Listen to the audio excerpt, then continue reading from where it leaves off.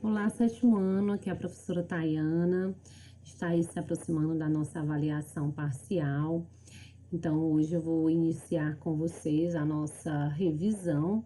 Selecionei dois temas para a nossa prova, o capítulo 4 sobre o Renascimento Cultural e o capítulo 5 sobre a Reforma Protestante. Hoje eu vou dar início aí com vocês à revisão do capítulo 4 sobre o Renascimento Cultural. A gente vai estar revendo os principais pontos sobre esse tema. Em uma pequena introdução, a gente inicia com uma explicação sobre o que foi o Renascimento Cultural. Antes de mais nada, o Renascimento Cultural foi um movimento cultural que vai se desenvolver no continente europeu entre 1300 a 1650. E esse pensamento, esse movimento, ele surge em oposição ao pensamento da chamada Idade Média. O Renascimento vai ser um movimento de expressão do pensamento, de um novo pensamento que estava surgindo naquele momento, que era a mentalidade burguesa. Então a gente vai ter uma mudança de pensamento, uma mudança de comportamento, junto com todas aquelas transformações que a Europa estava vivenciando, dando início aí o que a gente chama de Idade Moderna. A expressão renascimento, ela vai fazer referência a essa ideia mesmo de renascer, de trazer algo de volta. Em alguns livros vocês vão encontrar também esse movimento com a palavra renascença, renascentismo. Tudo isso se refere a esse mesmo movimento, tá?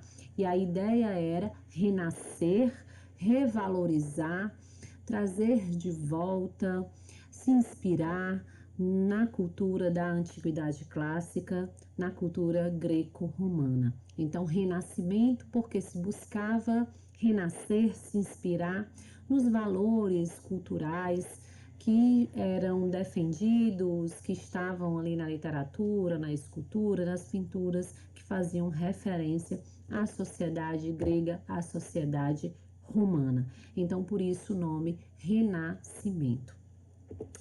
O início desse movimento vai ocorrer aí na chamada Península Itálica, tá?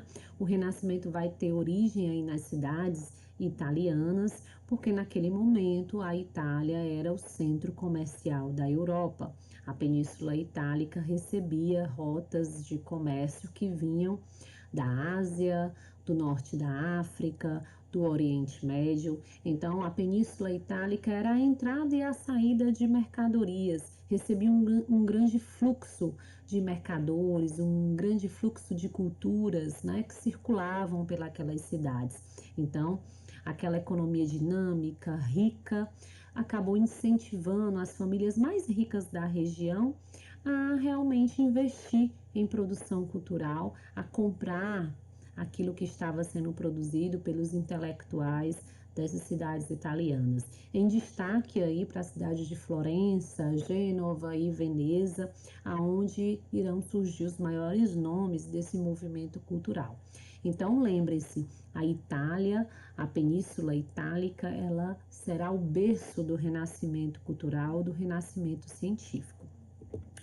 Os fatores que contribuíram para o surgimento desse movimento foram todas aquelas mudanças que a Europa estava vivenciando. Vocês têm que lembrar aí o contexto histórico, a transição da Europa feudal para uma Europa moderna. Nesse contexto, a gente vai estar tendo aí o renascimento comercial, e o renascimento do comércio vai acabar levando movimento, movimentando através das feiras as cidades. Então surgem novas cidades, antigas cidades ressurgem nesse contexto histórico, recebendo mercadores, pessoas que falavam línguas diversas, pessoas com culturas também diferentes, e isso acabou contribuindo para o renascimento tanto comercial como para o renascimento urbano.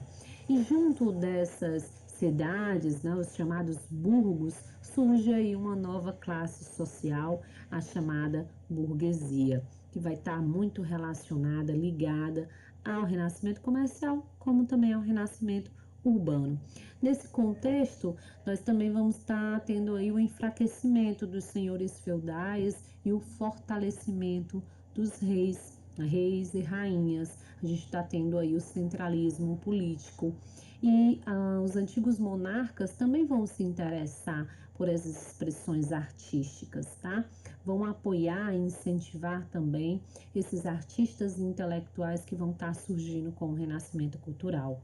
Nesse período, nós vamos ter uma diminuição gradativa do domínio que a igreja possuía sobre o pensamento do homem europeu, sobre a produção cultural, a produção literária.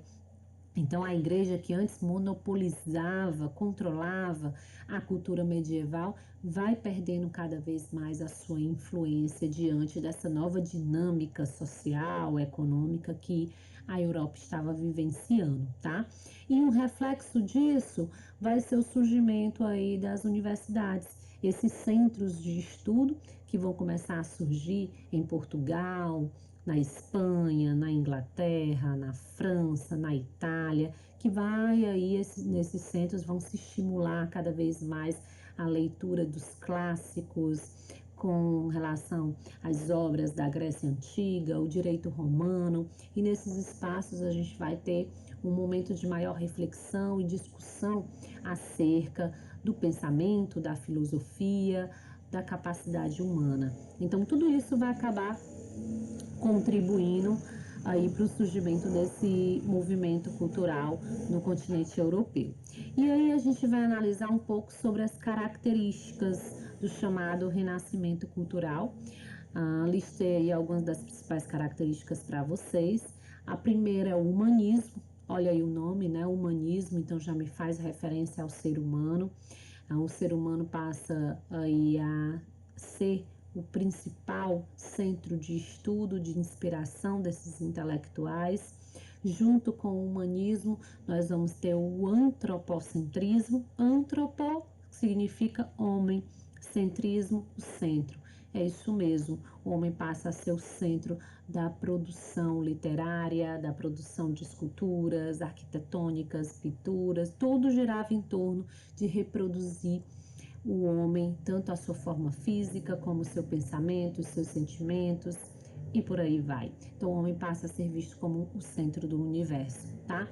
O individualismo, a gente vai ter aí uma valorização do indivíduo, vai se defender a ideia de que o indivíduo era um ser criativo, de que o indivíduo tinha, sim, ampla capacidade de pensar, de produzir. Outra característica importante desse movimento é o chamado racionalismo, a defesa aí do uso da razão, certo? Então, cada vez mais se defendia a ideia do experimentalismo, da observação. As teorias precisavam ser comprovadas. Tudo isso era baseado num pensamento mais racional. Então, o homem europeu se afastava cada vez mais daquele pensamento que estava fincado ali na fé, nas superstições, nas crendices, nos misticismos, tá? E se aproximava cada vez mais da ciência, da razão, da racionalidade. Outra característica que a gente vai ter nesse movimento cultural é o realismo. Eles vão se preocupar em reproduzir em suas obras o mais próximo do real, da realidade humana, do mundo que os cercavam. E junto aí desse renascimento cultural surge, claro, propiciado pelo racionalismo, o renascimento científico, e com ele surge algumas teorias super importantes, como o heliocentrismo. O Sol passa a ser visto como o centro do universo. O pensamento medieval, o pensamento anterior defendido pela Igreja, defendia a ideia de que a Terra era o centro do universo. Mas os estudiosos, através de cálculos, de reflexão, de observação, de experimentos, passam a defender a ideia de que não, que o centro do universo era o Sol. E eles tinham como provar, através de suas teses, dos cálculos, do empirismo. Então, essas são aí algumas das principais características desse movimento cultural.